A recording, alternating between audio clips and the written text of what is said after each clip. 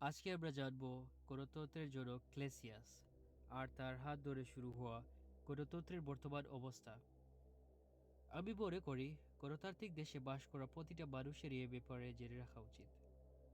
কার হাত ধরে আর কিভাবে শুরু হলো আজকের এই গণতন্ত্র, আর কিভাবে আমরা ভোটার অধিকার লাভ করলাম। আজ থেকে প্রায় ২৫০০ বছর আগে প্রাচীন গ্রিসে এথেন্স শহরে ক্লেসিয়াস জন্মগ্রহণ করেন। তার জন্ম একটি বড়লোক ঘরে হয়। তখন মূলত বড়লোকদের হাতেই সবকিছু ছিল, সমাজ পরিচালনা করত তারাই। তখন সমাজে সাধারণ মানুষের কোনো অধিকারই ছিল না।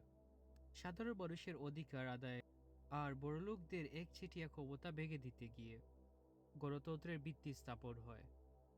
তখন তিনি মানুষকে পরিবার নয়, এলাকা অনুযায়ী ভাগ করেন। তবে এই গণতন্ত্রের সবাই সমাজ ছিল না।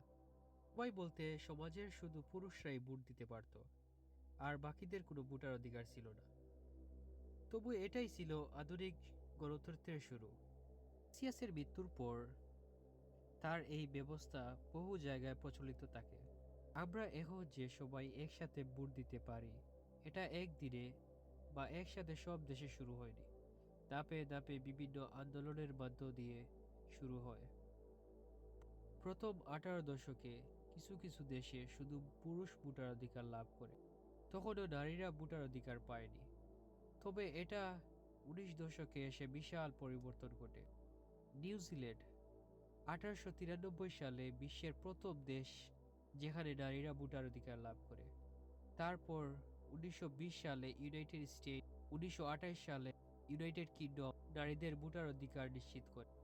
তারপর আস্তে আস্তে বিভিন্ন দেশে এটা শুরু হয়। বর্তমানে 50টি দেশ সরাসরি ভোটের মাধ্যমে সরকার গঠন করেন। আরও কিছু দেশ ছোট ছোট আকারে ভোট হয়ে থাকে। সব মিলিয়ে 50 থেকে 80টি দেশ গণতান্ত্রিক দেশ হিসাবে নির্বাচিত হয়।